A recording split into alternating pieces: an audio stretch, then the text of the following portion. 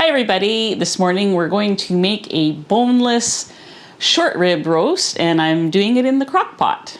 My name is Anita from KetogenicWoman.com and this is my channel where I show you how I've lost 145 pounds following an animal-based ketogenic way of eating. Well, good morning. It is bright and early here. Well, let's not say bright. It is early and dark outside. But I want this roast to be ready this afternoon. And it needs, guessing, 8 hours in the crock pot. I've never made this before, so you're going to be on this experiment with me. But I have high confidence it is going to work out well and delicious.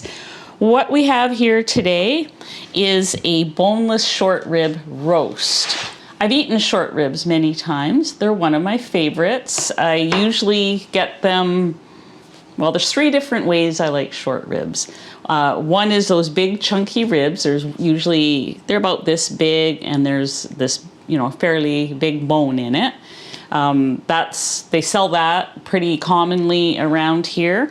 The other thing I can get either from local grocery stores or Costco is flanken ribs. So flanken ribs are basically short ribs that have been cut across the grain.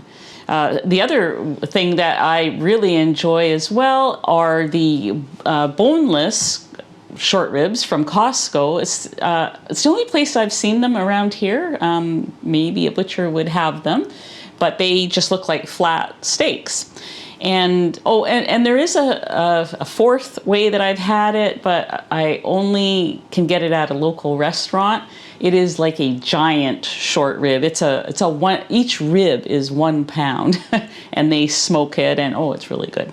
For those of you that are in my area, you can get it at Montana's restaurant. It's called the Big Honkin' Rib and that's what I usually order when I go there. This is the first time I've ever seen it in a roast form. It was $9.99 a pound, and sad to say, around here, that is a budget-friendly meat. Everything else that I like is, way up there, twice as much money. So I thought, okay, this is a good deal around here. So let's just go with that. I like the amount of fat in here. It's got a bit of a fat cap. It's got fat inside. It's going to be tender and delicious. And this is the simplest way. All of those other ribs that I just mentioned, whether it's flanken ribs or the big chunky short ribs, boneless short ribs, they are best done low and slow, braised in the oven or smoked or some kind of treatment like that. So this is no different. And I thought, since I'm having a busy day today, the best set and forget it is always the crock pot. Here is my vintage 1980s crock pot. It just never dies, and it only has off, low, and high. So pretty simple, no electronics to worry about. I love it. So let's just start here. I'm going to put kosher salt on this. Just going to sprinkle it on here and then kind of rub it in. You could sear this if you wanted to, but I find that for something like this, I think it's going to be fine without searing. It's too early in the morning for me to be searing. It's not even 6 a.m. That is going to go in like that. I am going to add a little bit of mustard on top. This is just a clean mustard that I got locally from a local grocery store, minimal ingredients. For most things, I actually just use the organic French's yellow mustard. I like that. But I had some gourmet mustard in the fridge, and I want to use it up before it goes bad. Okay, so let's get this in here. I am going to add a small amount of liquid. This is meat broth. I make meat broth once or twice a week. That's all I drink now. I no longer do bone broth because I'm trying to heal my gut. Bone broth can be a little bit hard on your gut if you have leaky gut issues or SIBO or any of those other things. So I'm just sticking to meat broth for now. If you're not sure what the difference is or want to know how to make it, I'm going to link that video below. But you can see it's thick. It's not completely gelled, but it's fairly gelatinous, and there's about a cup in here. So I'm just going to put that at the bottom. And I'm going to place my roast in with the fattiest side is up. And I'm going to brush that on. This is about 2 tablespoons of mustard.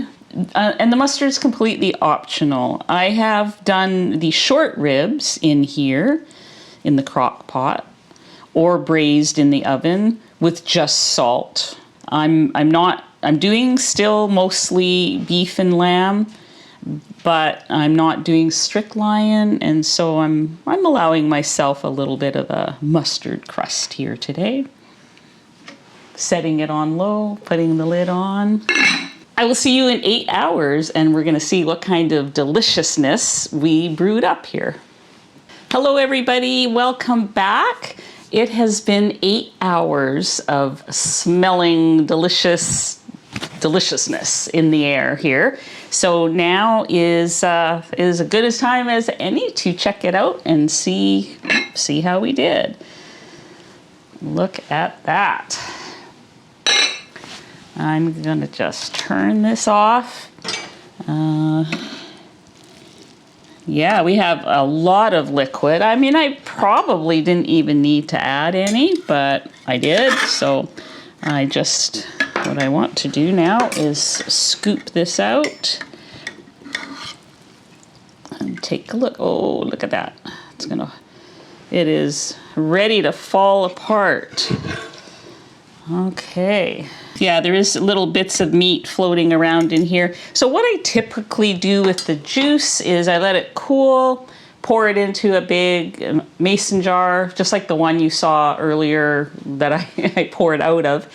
Let the fat rise to the top overnight, and then I take the fat out, put it in a separate jar, use that for cooking and whatnot. You could also boil this down in a pot, make a gravy. This is going to be super juicy though. I don't even think it requires any gravy, but let's see what we have here. Yeah, it's going to be good. So I'm just going to cut. I don't know if this will be sliceable or if it's going to fall apart. Oh man, look at that. It looks like brisket in here. Wow. It is jiggly. The nice thing about short ribs, it has very high collagen in it. It's one of the reasons why I love it. You get all that connective tissue that is so good for your joints. And yeah, cooking it low and slow like this is so easy in the crock pot. Wow, this is amazing. Just want to give you guys a good look at it before. Okay, let's get some of this on the plate. Boy, does it smell good and look good. It looks so much like brisket. I'm very excited about this. So let's give this a taste test. Okay. The dogs are excited. That is melt in your mouth. It is so, I mean, it just fell apart in my mouth. I like that I can slice it, so that is good. But you could also pull it apart with forks. Oh, it's so delicious. So I'm really glad that I took a chance and bought this at the store. Sometimes I'm like, oh, I've never seen that before. I better go home and research it. But, because I never saw it before, I just wasn't sure if I would see it again. So now I'm regretting not grabbing 1 or 2 more. But anyways, I'll go back and see if they have any more, because this is definitely a keeper. Poor Pippi, if you hear whining, it's not the crew. It is, the dogs are going, oh, she likes the meat. It must be really good. And it is really good. You'll get a little bit. Okay, so thank you guys so much for watching this video and learning this new meat with me. I hope you give it a try. I hope you get to find some. And we'll see you guys next time. Thank you very much. Bye-bye.